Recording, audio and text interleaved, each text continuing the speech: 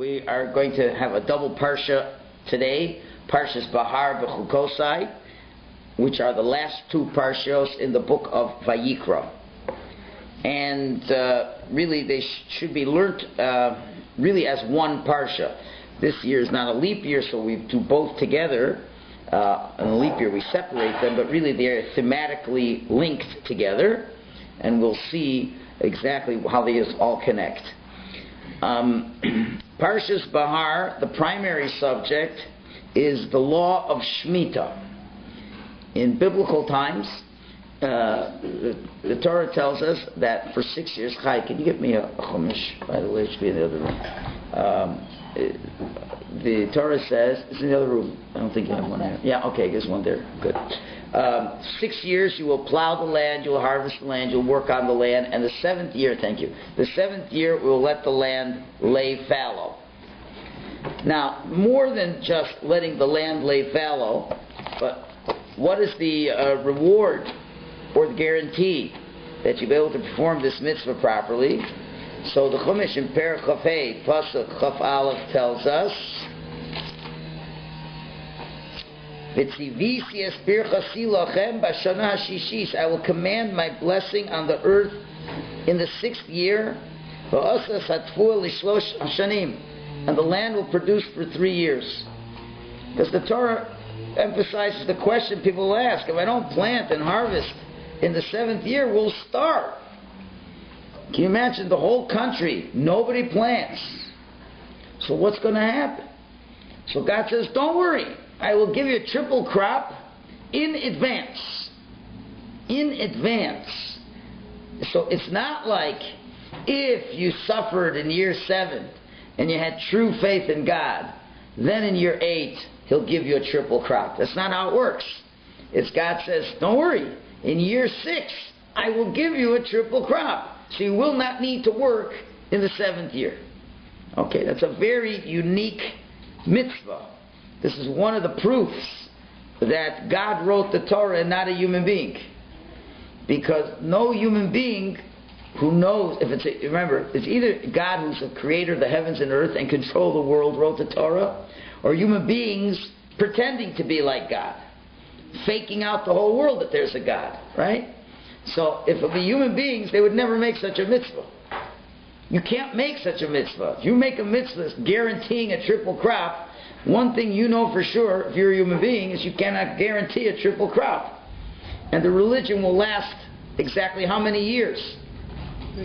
7 years. Because when the 7th year comes and no triple crop comes, then your Bible is false. More than that, if you're a human being, you'd at least write, don't let the land lay fallow in the 6th year.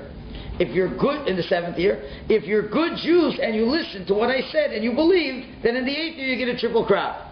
So if in the 8th year the triple crop doesn't come, the priest can say, well, you weren't believing. There's always a way out. But the author didn't even give himself a way out. He says, before you have to show any belief, I'm going to give you a triple crop in the 7th year, in the 6th year, so that you'll have for the 7th year. There's no way a human being could have written this. Do you understand? I mean, a human being would never have the chutzpah. Would never be foolish enough to say such a thing is going to happen. So who would write such a thing? It can only be that God, who's in control of the world, can do such a thing.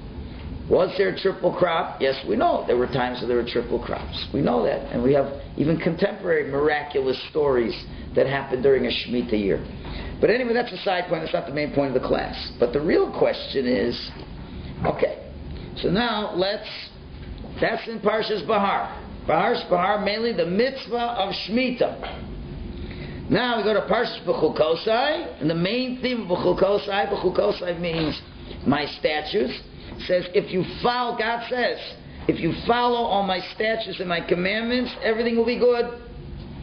And if you don't, and then there's a horrific description of the calamities that will happen to the Jewish people. Now, within those horrific descriptions, the Torah tells us that the Jews, in the first exile, were 70 years in exile. When the first temple was destroyed, we're 70 years in exile. So why were we in 70 years in exile? There must be a reason for the 70 years. So if you look in the first source, Rashi explains the words. It says the reason why we're having this suffering, it says, Es asher lo shavsa, whatever it did not rest. The Torah says the land will now rest because you're getting all kicked out. And the land will rest Shirim Shana, the 70 years of the Babylonian exile, corresponding to the 70 years of Shemitah and Yovel, which took place in the years that Israel brought about anger in their land before God. In other words, Rashi is explaining in the Chumash, God is saying you'll be thrown out of the land will rest in correlation to the amount of years that you did not allow it to rest when you worked it during the Shemitah and Yovel years. And during the process of 430 years, you have 70 Shemitahs with Yovels that they did not keep. So indeed the Jewish people, now it doesn't mean they all didn't keep it. Remember, even if a minority don't keep it, but the majority doesn't protest against it, then they're held liable for it. But you see, there were Jews who would not listen to the Shemitah laws. The reason why the great calamities happened is that Jews did not listen to the Shemitah laws. So there's a major problem here. There's a major problem over here. Usually a Jew doesn't keep a law if they don't feel they're getting any benefit out of the law.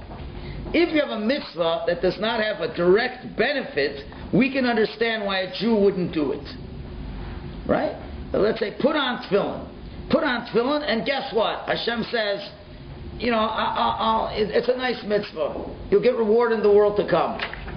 So I can hear why a person might not put tefillin on because he doesn't feel he gets any benefit out of it. Right? So, but if God gives you a mitzvah, and in the mitzvah, He says you're going to get a direct benefit immediately by keeping the mitzvah. So why wouldn't anybody keep the mitzvah? If I tell any of you in this room, I want you for the next 6 years to keep your job and work hard at your job. And what's going to happen in the 7th year, let's say you make $100,000 a year. I want you to work every year for $100,000. Year 7, I want you to quit your job. And before you quit the job, I'm cutting you a check for $300,000. You've also guaranteed that your employer, when you come back, must hire you. Because I'm the president and I made the prime minister and I passed the law in Congress that for select people who the president gives permission, he gets off and he must have the same job when he comes back. Okay, now the only one condition to this, one condition, you are forbidden to go to the office for a whole year. And if you do, I'll throw you out of the country. Okay? Now, I want to know, I'm into you. Now, you got the check. You already got the check and you cashed it. All right? It's $300,000. Okay? Now, who's going into the office? Who's going into the office? Now, God says, I'm giving you a triple crop. See, He gave them the triple crop. And the chutzpah. The Jewish people just keep working right afterwards. Right? So and that's what the Torah is saying. They went into exile because they didn't keep the laws of Shemitah. How can you? It's not like first keep the law and then God will reward you. You know, like let's say telling people not to work on Shabbos. Unfortunately, God doesn't cut checks for us nowadays right before Friday to say don't work on Shabbos. So it takes a level of bitachon, it takes a level of trust in God. We say, well, whatever you work on Shabbos, you're not going to profit from. Whatever you're meant to earn during the year, you're going to get it regardless if you work on Shabbos. Okay, that's a nice thing to believe, and we certainly believe it, but you'd rather have the money in your hand. Believe me, if we're giving out checks on Friday to guarantee that you're not losing any money, people will be a lot more calm coming into Shabbos. So here, God is doing that precisely. They didn't keep it, and that's like an amazing question. It's an amazing question. Very important question.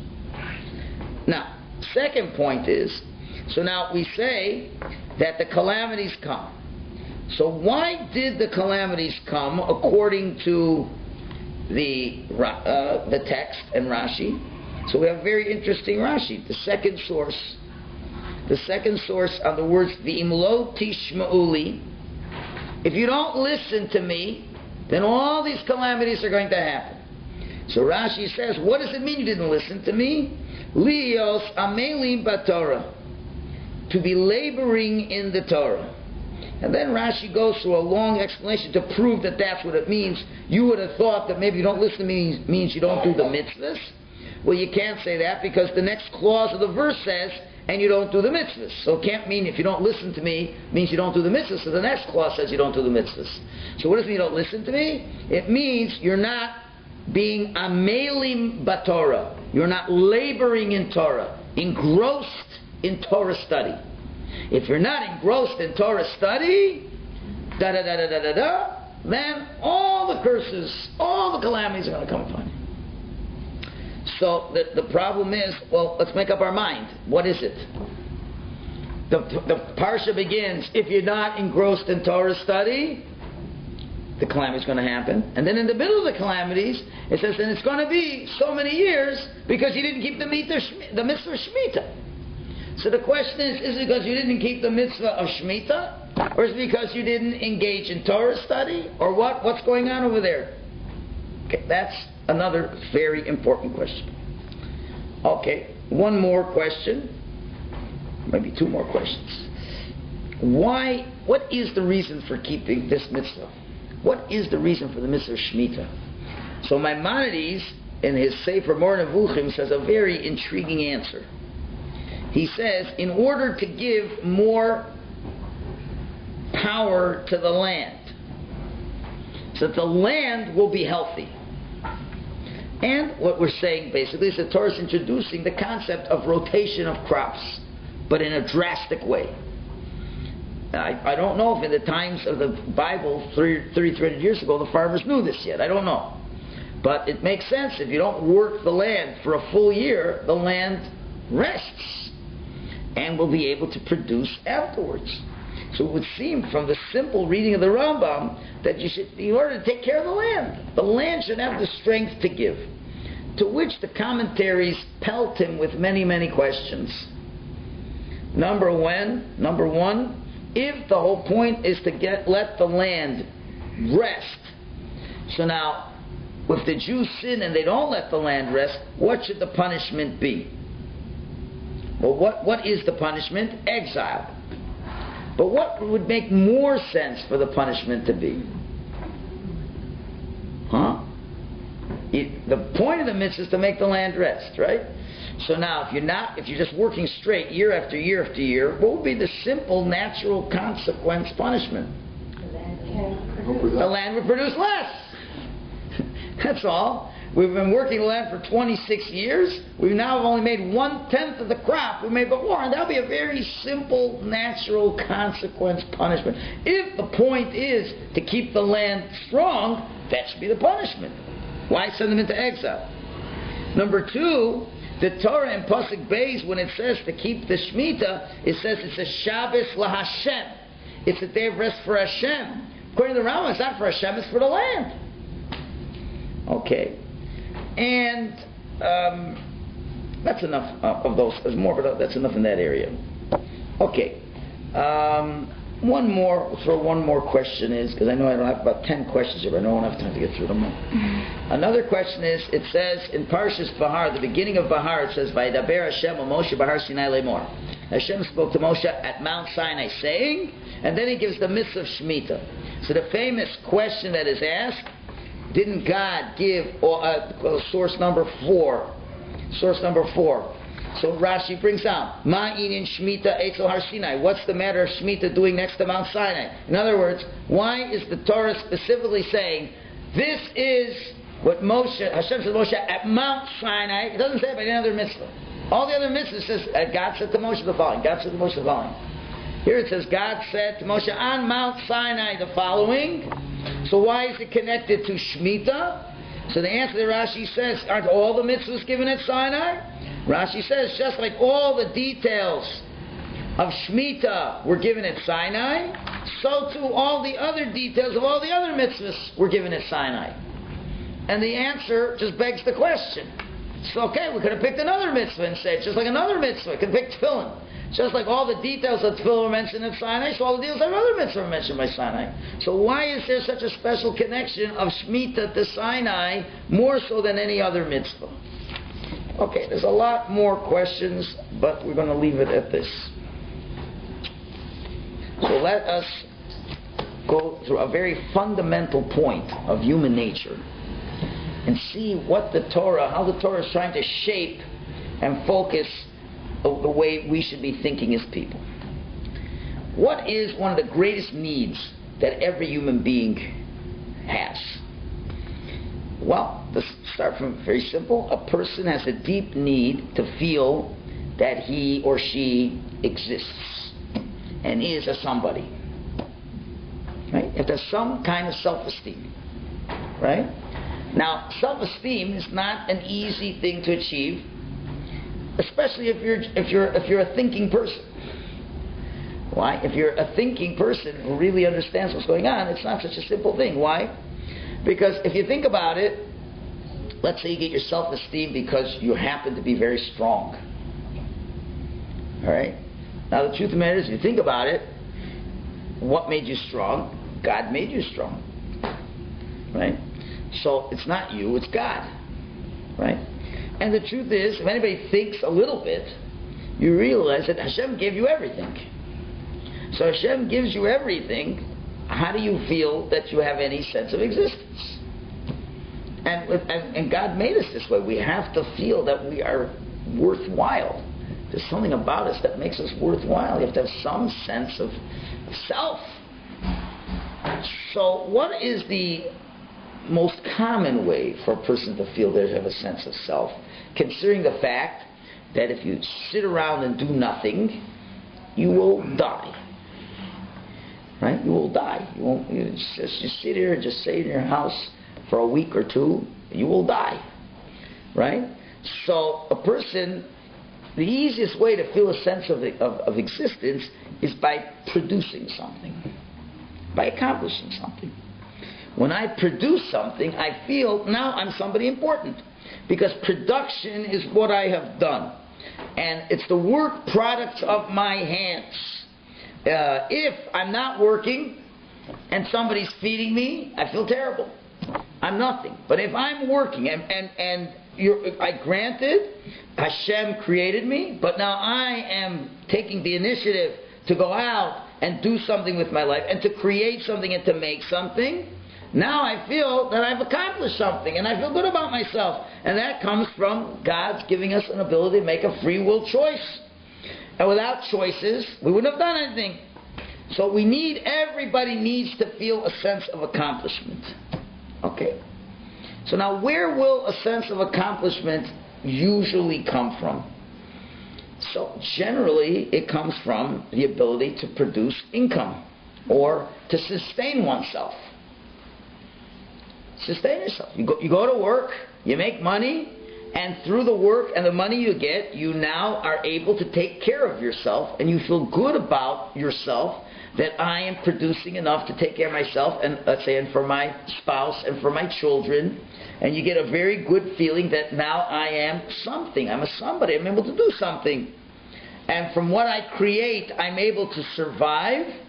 It gives me a strong sense of self that I am the person who is giving myself the ability to live. And that's a very deep need for normal, balanced people. There are not normal people, but normal people, that's a very good thing. The good old-fashioned Calvin work ethic. All right?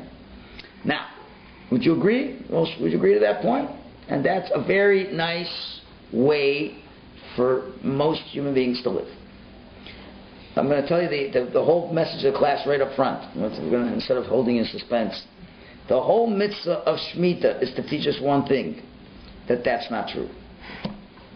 That we do not produce our own existence. And this is not the place from which we are supposed to get good self-esteem from. And we're going to prove this to you. But this, do not fall into the trap that society does to think, oh, now that I made money, now that I produce income, now I feel good about who I am. Now, we're not going to suggest that you shouldn't go to work at the end of the class. But we're going to say, but don't derive your sense of self from the fact that you work. Now, what does Hashem want you? Now, since most people derive their livings from the earth, and when we were an agrarian society, everybody got their existence from the earth, per se. And even today, if you take it back far enough, it comes back to the earth at the end of the day. At the end of the day, you're making money to buy food. The food's coming from the earth. You're just changing your work. Instead of working on the field, you're working in an office. Who's paying somebody who's working with the truck, paying the guy who's working on the farm, and you eventually come back to the farm. At the end of the day, if there'd be no farms, we'd all be dead. So we've just taken the farm and just shifted it over 3 or 4 places. But at the end of the day, we're coming back to that same point. We're coming back to the farm, as it were, living off of the land. And what Hashem is saying is that He doesn't want the person to think that he is the one who's creating his existence, but rather it is the land itself that is giving the person life, and not the person working on the land giving himself his life. Let's try to explain this. And this is very simple. If I, let's say, work on my field, and I put a good hard day's work, first I plow the field, I spend a couple of weeks plowing the field, and then I spend a few weeks planting the field, and I do this, and I take hours and this and that, and then look what's coming out. It's coming out mamish from what I did. Mamish what I did. If I wouldn't have planted, it wouldn't have come, wouldn't have done none of this. So a person can make the mistake and really think that this is coming from me. So what does Shemitah tell you? The Shemitah tells you, you know, you're going to plant just like regular this year, and look what's going to happen. You're going to get more than what your ability was able to produce. You're going to get 3 times. You work year 1 through 5, you put X amount of labor, you get Y amount of produce. Year 6, you're putting X amount of labor, and you're getting 3 times Y the produce. So what is that telling you? It's telling you that it's not you. It's the land itself is giving you. Right? You can't argue with the fact that every 7 years there's a triple crop that's coming, and the land is giving me more than what I have done in terms of what I'm supposed to get out of the land. Now, if my reward is greater than the effort, then I can't feel that the effort is mine that makes it happen. And therefore, there's no feeling of satisfaction that comes out of the fact that I've produced something. You can't really say, I did it, because you didn't do it. Oh, you could have fooled yourself for 5 years that you did it, but in year 6, you're being told, it was just fooling yourself. Because now you're getting a triple crop, and the biggest proof is you're not going to work next year at all, and you'll still have. Even if you don't work, you'll have. Right? So that's what the mitzvah is really teaching us. Now it's interesting, for example, this is why communism failed. Communism is predicated on the idea that a person wants to feel that he has financial security, and you don't necessarily have to work so hard for it. And the truth is, that's not true. People don't really like that. People don't want to be really, in the long term, don't want to be just taken care of. Because at the end of the day, you don't feel satisfied from that. You don't want to feel that you have just what you need to eat. You want to feel that you've produced, I've made it happen, I'm making my existence be a reality, now I feel like I'm a real person. And this explains some unusual behaviors that people have. For example, there are people who will maintain a family business that was in the family for years, even though they're making less money than if they'd be working for other people. If you were a worker for someone else, you may have a guaranteed salary, more, but you're still holding on to the family business, even though you're making less money. I know my father-in-law, blessed memory, he had his laundry, and he could have always had other people work for him, and he just wanted to work, and he could have done other things than that, but you know what? He felt that gave him a sense of accomplishment of who he was. It gives you a good feeling of, Balabatishkeit, that you are the master over your life. And a person wants to feel that he has this mastery over his life, and he's earning his own keep.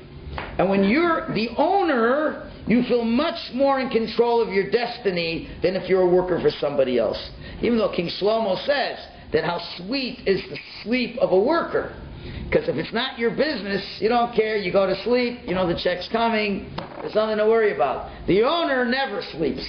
The owner's always worried about it. And as much as it's a pain, but it's a pain entrepreneurs live off of. They thrive off of it. And if I'm making this up, I'm not making it up, it's a Talmudic principle. If you turn the page to source number 7. It says, very interesting halacha. Let's say someone deposits fruit by another person to watch.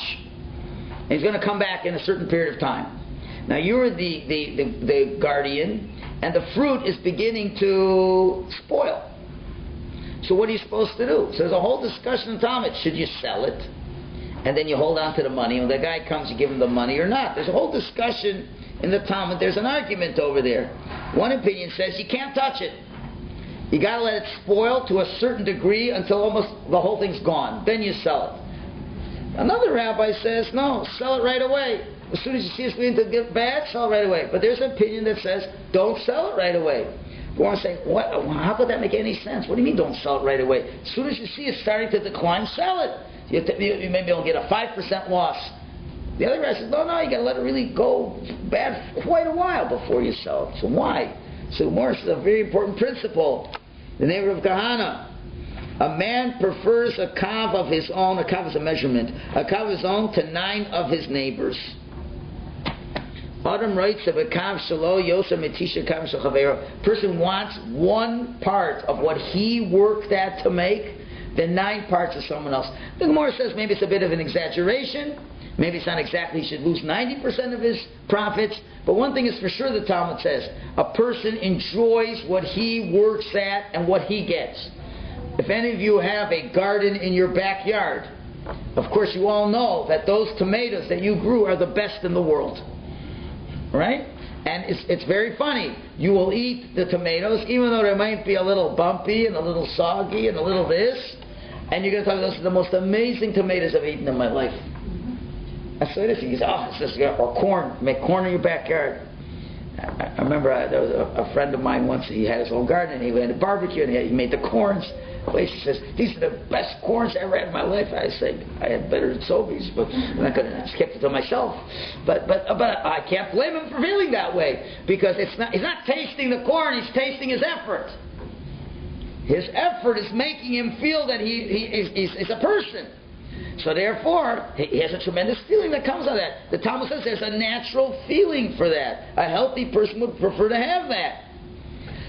So that's healthy to a certain extent of understanding that's the reality. But comes along Shemitah, and Shemitah says this is not the way a Jew is supposed to live his life. You shouldn't feel a sense of fulfillment comes from mastering control of the land. It shouldn't.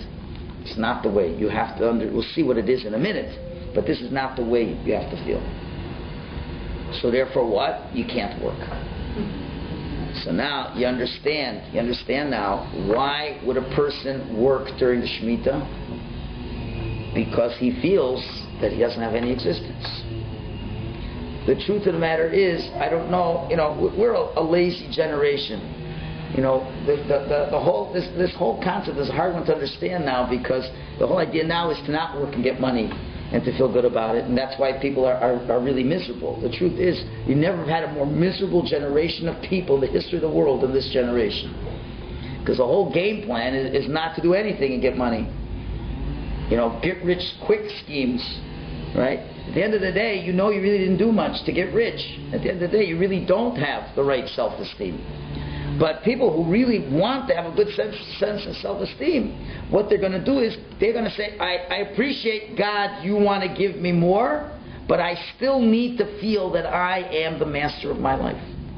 I have to feel that I really am producing things. And I can't let a whole year go by twiddling my thumbs just living off of the blessings that you gave me.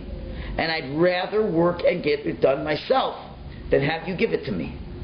Right? That is the Yetzer Hara that made people, even though they got the triple crop, They said, but I still want to work in the field because I want to feel that I'm creating my sense of reality. I'd rather work and get what I'm doing regular and forget about an abundance from you, Hashem. That's the feeling that people have. It's interesting. It was many, many years ago. Somebody was not a member of our shul. That's true. It was not a member. Sometimes it is, and I lie, so people won't catch who it is. But this is true. That it's not a member of the shul. And I was dealing with them. I was trying to help them and encourage them to keep Shabbos. I was trying to encourage them to keep Shabbos. At least not to work on Shabbos. It's not to work on Shabbos. So, and the person was really had a feeling for it. It wasn't like they didn't feel it. Now, the problem is that they had certain financial burdens. That the husband worked but didn't make a lot of money. The wife worked, didn't make a lot of money. They had kids and this and that and whatever. They weren't able to make ends meet. So the wife had to supplement the income, and they weren't wealthy people by no stretch of the imagination. So you can see how hard it is for some people to be able to put to not do that what they think is going to keep them going. So I was asking the person, how much money do you make on Shabbos already? I said, how much money do you make on Shabbos already? So they said a certain figure. It wasn't like an outrageous amount of money, I don't know, maybe $5,000 a year from Shabbos, something like that. I don't know exactly, maybe $8,000. It wasn't like $50,000 a year from Shabbos. They said they make X amount per hour. They work, let's say, 6 hours, whatever. So they make over a year $5,000. And it was and it wasn't part of the job that they did Monday to Friday. It was like moonlighting, like other work, like weekend work, other types of work. Okay, I can't. There's a lot of details because then maybe somebody might. Oh, I know who it is. Okay, right.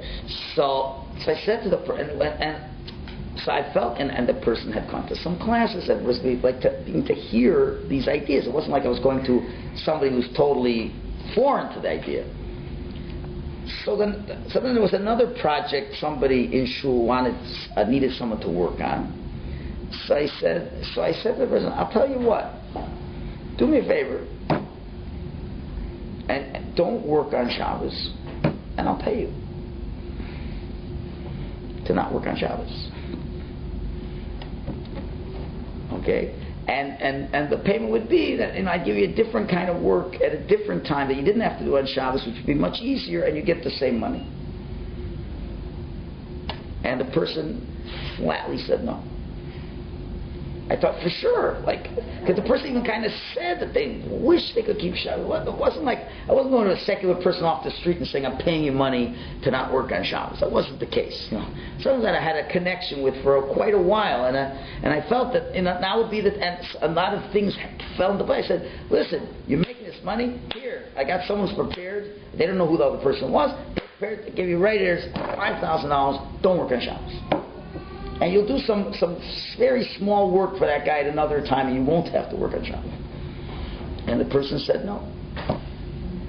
And the truth of the matter is that was like a breaking point in that person's life, because as they were moving up to a certain point, and now this was it. Like they were kind of keeping kosher. They're kind of and it wasn't like I was asking them to have faith in God that don't work and God will somehow give you the money. It says here it is. Guys, give you a check now for the year. Here's a $5,000 check, and she couldn't do it. She couldn't do it, and I was wondering, is she crazy? But then when I as I was going over my notes, Parsha Michalowicz, I said, this is the answer. Because there's a certain pride the person feels that I have to make my life happen. I have to put the bread on the table. And I can't have anybody else put the bread on the table, even if it's God. So a person who feels that there's nothing wrong with feeling a certain sense of accomplishment through what you do. There is a certain healthy aspect to it. Not suggesting we should just stay unemployed and wait for God to give us blessings. But what God is saying, yes, you are working in this world, there's no question about it, and I want you to work. But I don't want you to make a mistake that for 1 second that your sense of self comes because you work and you make money. Because I'll prove it to you that on every 7th year, you're going to make the money even if you don't work. Because like you worked and you got a triple crop. That's not commensurate to the amount of work you made. You can't say that you made the triple crop. I made the triple crop. The land made the triple crop. So the land made the triple crop. What are you taking credit for? So you know what? Don't work in the 7th year. I said, I can't not work in the 7th year. You're not letting me feel that I'm a person. And therefore, there is a big Yetzer to work in the 7th year. And the message of Shemitah is not that we produce our sustenance, but we're merely beneficiaries of the land rather than being the masters of the land. And that's the tension that exists in doing this mitzvah. And that's what the Rambam means. When the Rambam says the reason for the mitzvah is to improve the land, what did he really mean? He says that the land should give you the food, rather than you should feel that you're producing from the land and feeling you're getting it. Rather, you do nothing. The land becomes improved in the 7th year, and in the next years the land gives you again. Now if that happens, a person realizes that his sense of fulfillment can't come from making a living. It's coming from the land. The land is giving me the living, not me. And this is in a special land, though. This is the land that is derived from Eretz Yisrael. This is the land of Eretz Yisrael. And really that's why all the agricultural mitzvahs in Eretz Yisrael relate to this idea, that it's the land that is giving for you this. Now, obviously then you take it one step further. If it's the land that's giving it to you, but who's the master of the land? Master of the land is the Almighty.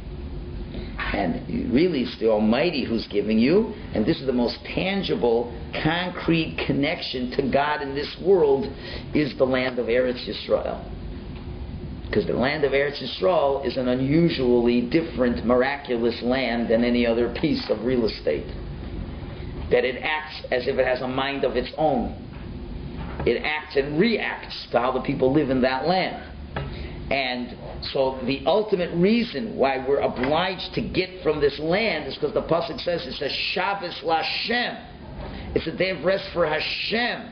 That through the land giving us, we realize we're really getting from Hashem. And we aren't the masters of our destiny, but rather Hashem is the master of our destiny. That is really the message of what Shemitah is all about. Now, so now this answers now another interesting question. The question we asked was, if that's the case, so why is exile the punishment? Let the land produce less. So the answer is, that won't solve the problem.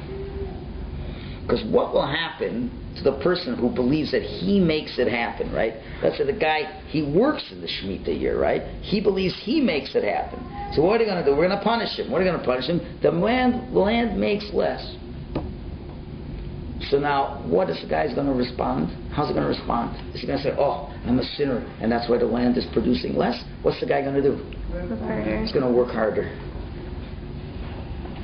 If anything, it's going to be the opposite effect. It's going to make it worse.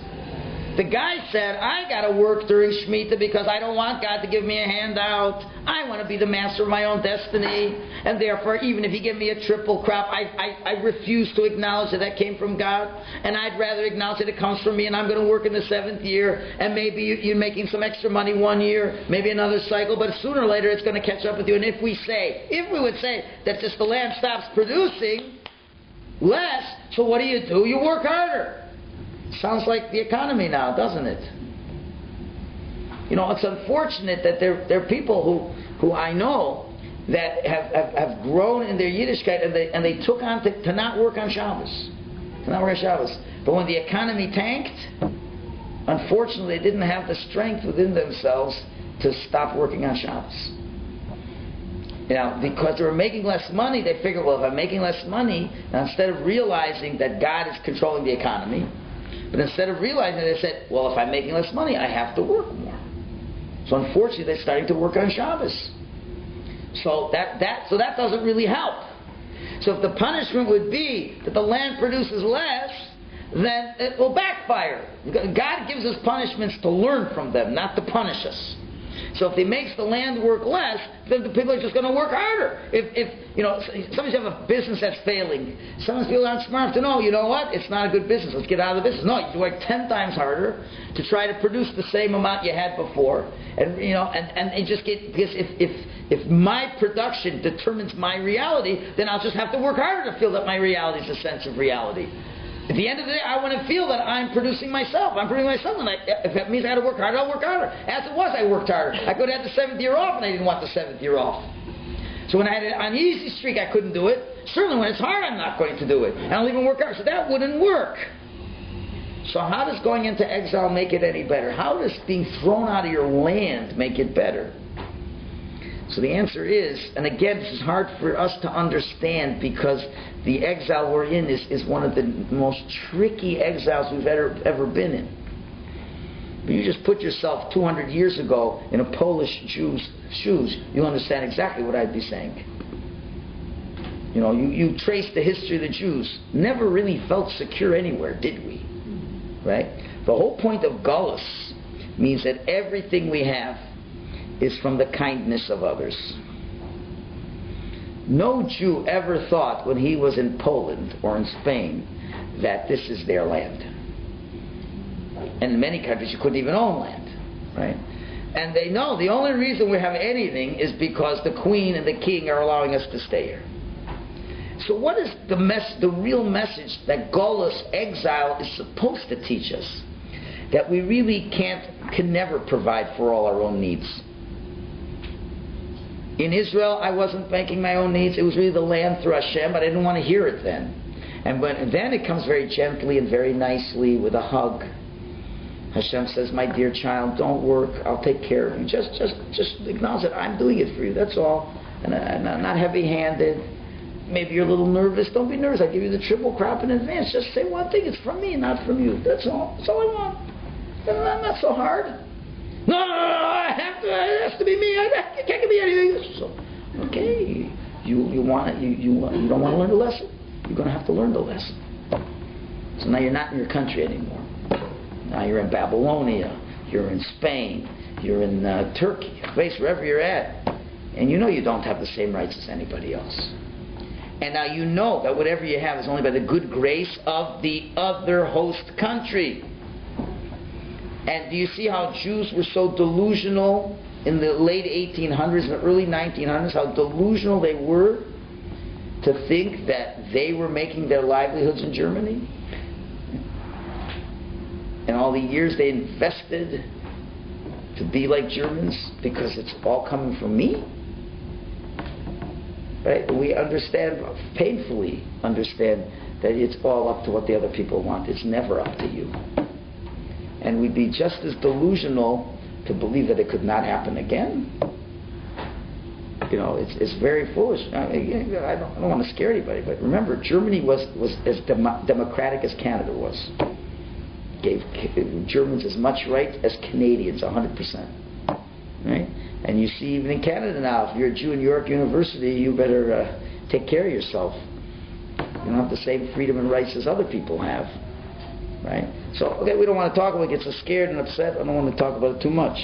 But at least to know one thing, if you're in the exile, know one thing, your existence isn't coming from you. They may let you work. At the end of the day, they'll turn around one day and say, the land is ours. Get out of here. Look at every Jew in Germany. See that big factory over there? It's not yours anymore. Get out of here. It was only because of us. You live in Russia? It was only because of us.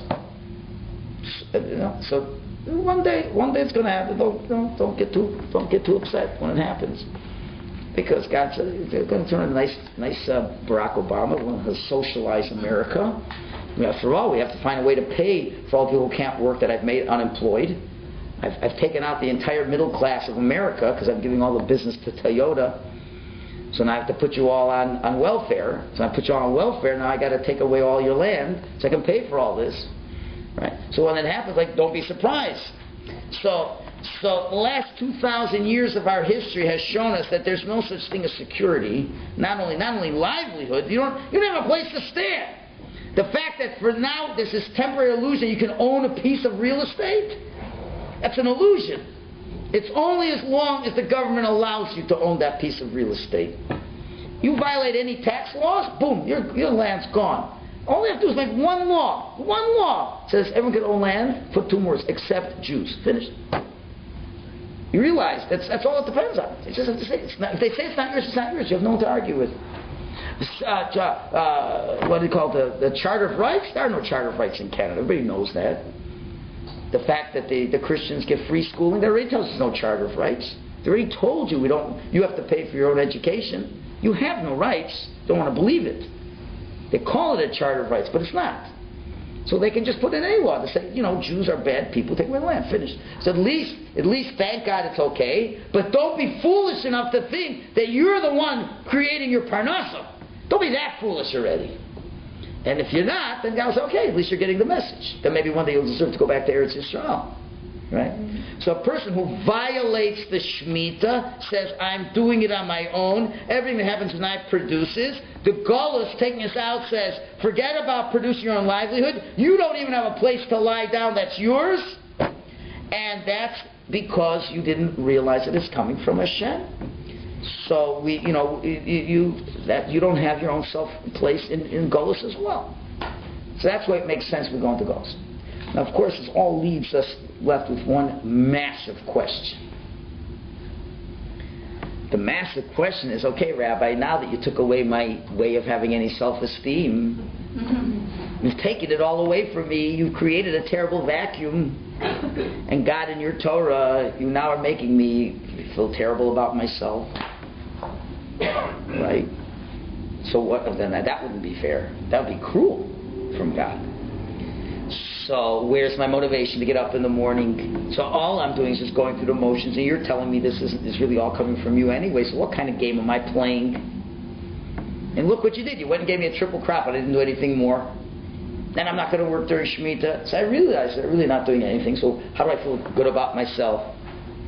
So we have to find something that replaces that feeling that we are a something and a somebody. Right? So where do we get this feeling of well-being from? So let's turn to the 8th source in the Talmud and Sanhedrin, which just really echoes what we said and gets us to the point. Rabbi Elazar said, it's a verse from the book of Job. In Hebrew it sounds better. Adam li'amal yulad. Every individual is created for hard work. That means that when God created a human being, it's exactly what we said, that the human being feels good about himself when he works hard. That's the way God made us. Anyone who wants to suggest anything different is going against the equation of what it means to be a human being. It's in the book of Job, and that's what we do. That means you were made to work hard. Not you have to kill yourself, but you got to work hard. No laziness. Now, but man is born unto labor. From this, however, we do not know whether it means mental or physical labor. You don't know what kind of labor it is. You got to work hard. So then there's another verse in Proverbs. It says, for his mouth imposes it on him. So we see this mental labor. But still I'm not aware if it refers to labor of Torah or gossip. When the passage says in the book of Joshua, Lo yomu sefer Torah zemi picha v'gisa b'yom v'layla, this book of the law shall not depart out of your mouth, hence it refers to the labor of Torah. So Gemara says, man was created to work hard. And there's options of what you can use to fulfill this reality. In other words, God says you got to work hard to live in this world, to feel good, to have a healthy sense of self. You got to work hard. So I don't know what kind of work. Could it be physical labor? So there's a lot of people think it's physical labor, and that makes them happy. But the prophets say, and Proverbs says, no, that's not the ultimate. The ultimate is to use your mind, and not just your mind, but the mind in Torah. Working hard in Torah, which means working hard in studying Torah, and then even harder in implementing what you learned. Right? Working hard in whatever. Working hard in learning the laws of Lashon Hara. That's hard. To be an expert in laws of Lashon Hara is hard work. It's not just, 5 minutes a day and you become an expert. You really have to study it like you'd study anything, any university degree. You want to study to be a nurse? You want to study to be a doctor? You have to study to be a master of speech. It's just as hard. It's very hard to really know on the spot. You can't, when you're at a wedding, you can't have the book with you and say, is this Lashon Hara, is this not Lashon Hara? You have to develop an expertise that no matter where you are, you're not talking Lashon Hara. Finished. So that is hard work. That is really hard work. So man is meant to work hard. So the question is, it's your choice. Talmud is saying, you want to follow God's suggestions, you're going to work hard in Torah, and then that will give you that sense of self-esteem. So it's very interesting. That work product will determine who I am. So if I produce, I am. So the ultimate feeling that gives a person that he has produced is the effort that he accomplishes through his learning. Learning is the greatest production a human being can have. All the effort that a person puts into work to feel that he's a person shouldn't come from working in the fields and working in the corporate world, even though you have to. But that's not where you're going to feel who you are. Who you feel you are comes from the learning of Torah. So the Torah is saying that a person who observes the laws of Shemitah and doesn't get his good feeling from the career, he's going to get it from his learning. He's going to get it from his learning. Because that you absorb that into who you are. You're becoming a human being of the highest quality. We all come into this world as raw, spiritually potential. So much potential, what we could really be. Angelic people. But you got to work on it. And that's something you can make yourself into. You didn't come in the world that way. You can make yourself into, again, well, Rabbi, stop, take me a cup. I'll be a good person. Every definition of a good person always comes with one little string attached. It's easy. Right? Because who's a good person? I am. Because that's the way God made me. So I don't have to work very hard to be a good person. I've very rarely said, people say that all God wants to be is a good person, and people have to work really hard to be that good person. Yeah? Now the Shemitah only applies to farmers. Or how does it affect us? How does it apply to us? Okay, how does it apply to us? So that's what I'm trying to say. You're right. The Shemitah here only applies to farmers per se. But the concept transcends the farmer. What we read is Parsha every year, not just once every 7 years. The concept is saying that although you work, and you're supposed to work, because part of the curse is to work, you're working and you're bringing home $250,000 a year, don't think for 1 minute that that's where you derive your sense of self-esteem from. That's the important lesson you have to learn. Because that $250,000, believe it or not, was determined on Rosh Hashanah regardless of how much luck you have. Now, of course, you make a normal amount of effort. God already decided that. If you think your self-esteem is going to come from your work, then the next step is that you don't believe in God. Right? You have to believe that your self-esteem comes from your connection to Hashem. And how does that come? It comes from studying Hashem's Torah, not just studying, working hard to integrate the message of Torah and to now implement it and to now become the person you were not before. And that you take good credit for. You feel good about that you have now developed this kesher, this connection to Hashem. That's what the Torah is saying over here. So therefore, it makes a lot of sense. So the Torah is saying that a person who is not... So let's go back to our original question. Why did the Jews go into exile? Was it because they didn't keep the Shemitah? Or is it because they didn't work hard in Torah? So what's the answer? The answer is, it's step A that led to step B. Meaning to say, if a person, and really, Parshas Bechukatai starts, if you do go in my ways, and Rashi there says, means you work hard in Torah. If you work hard in Torah and you feel a sense of self that comes out of the learning of Torah and the connection you get to God through the Torah, then all the blessings are going to come. Because a person like that, when God says, do this and do that, you say, well, of course.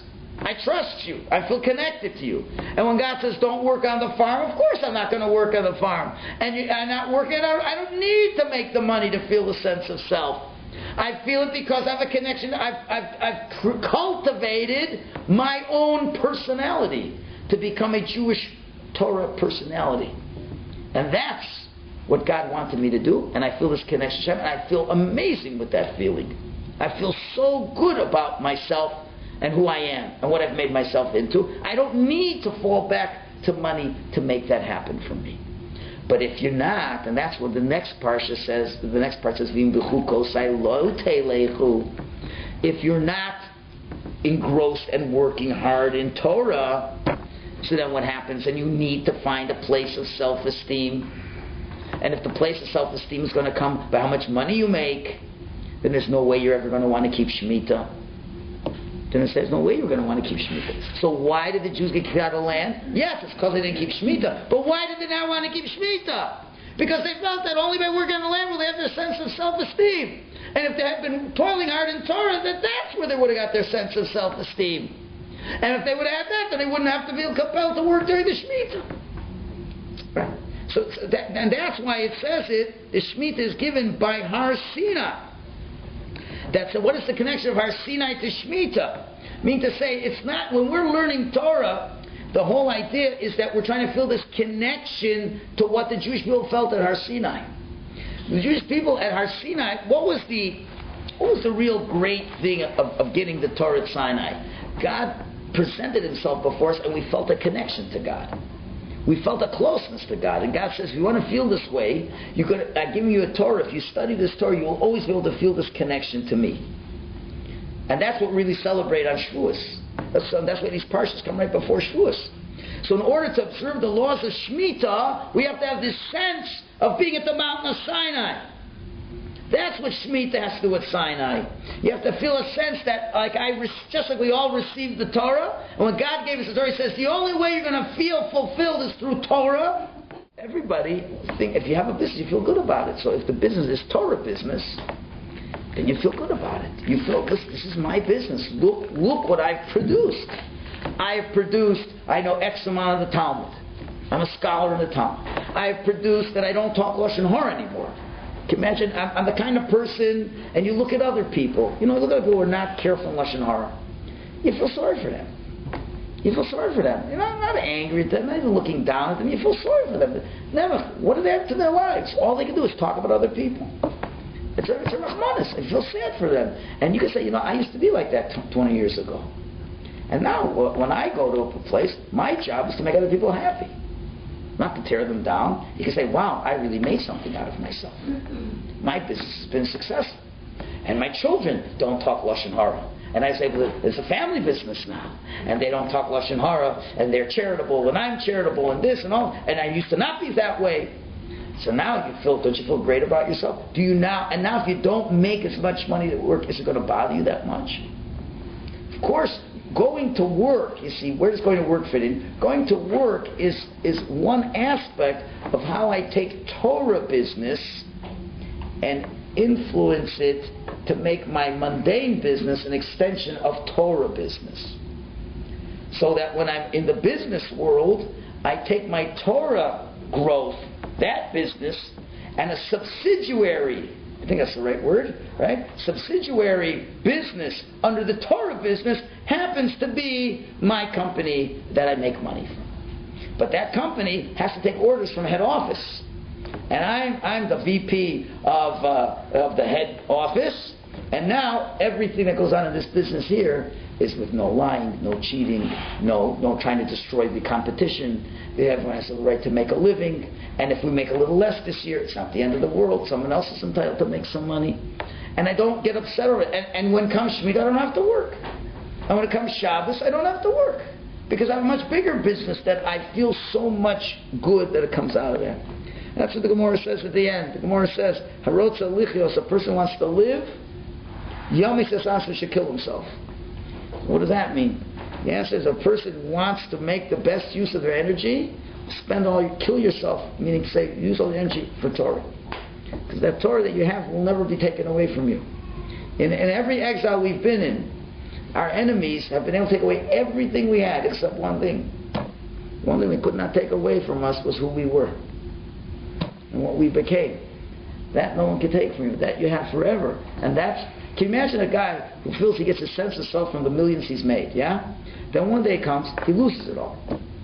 Now what happens? It took 20 years to build up this business. He now is multi-millionaire, mamish. And then let's say 2 years ago when the economy tanked, he took a little risky thing. He lost everything. So now what's he going to do? Either he'll commit suicide, or he's going to go into depression. Because why? Because my business failed and I failed. What about the guy who doesn't make a lot of money, but his business was Torah business? It's always a hedge against the economy. You never have to worry what's going to happen to the economy. The Torah is giving you the sense of self that you have. And then you find as well, people who've been working all their lives, so what happens when they retire? They do a lot of studies about this, and it's not necessarily for all people the healthiest thing. People who only feel the sense of self out of working, what happens when he stops working? And he's put away enough money to live. He's put enough money to live. So what does he do? What does he do to himself? He can go crazy. But you say, listen, really my business is Torah business. I had a subsidiary called my company for this job. So guess what? I'm 65. We're closing the subsidiary. That's it. We're divesting. We're selling it off. Just like a big company will always sell off certain subdivisions. And now we're selling it off. And now I'm going back to the head office. And guess what? I can sit and learn on a Tuesday morning at 9 o'clock. And that's really what my main business always was. But I don't have to work on the subsidiary anymore. So the person doesn't feel like I have no purpose anymore. And until the last day of your life, you could feel like you're a hard-working individual, which gives you life, but it's not for the money that you're working for. It's that connection to Hashem. So this Parsha has a tremendous amount of relevance, especially when we're living in difficult economic times, and especially when people lose their jobs. It's so hard, especially for men. When they lose a job or they're not parnasa, they think that they're nobody. So the Torah is saying that's not true. If you think that making the money has made you into somebody, so the message of Shemitah is saying you don't have to worry about that. You should look, if a person's unemployed, he should look at it, he should say the following. He should say, you know what? I guess it's a Shemitah year. The guy's unemployed. Let's say he's unemployed. They give him 6 months severance. I just was talking to somebody who got unemployed, and they give him 4 months severance. I said, Baruch Hashem. So now you have 4 months to sit and work. And by the end of the 4th month, Hashem will find what you need. But if the guy spends the whole time worrying, how am I going to get a job? Am I going to do this? That's what Hashem gave you that for. Obviously, he says, I'm giving you a chance to learn. Either you always wanted to learn, or maybe you never want to. Now would be a good time to try. And that's an unemployed person is the Shemitah year. You can believe if the person's so Hashem gave you a triple crop. He gave you more in advance. What's going to be afterwards? I'll take care of it. Let Hashem take care of it. If your real business is Torah and mitzvahs, then it's not so crushing the other business. The worst thing would be if a day would go by and didn't learn anything.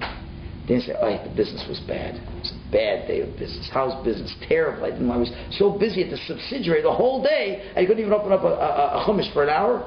So the main business was in big trouble. So that's the Bechukatai telechu. Hashem promises if you do make learning Torah your business, all the blessings will come true. Mitzvah Hashem, we should be zocha to have that happen for us.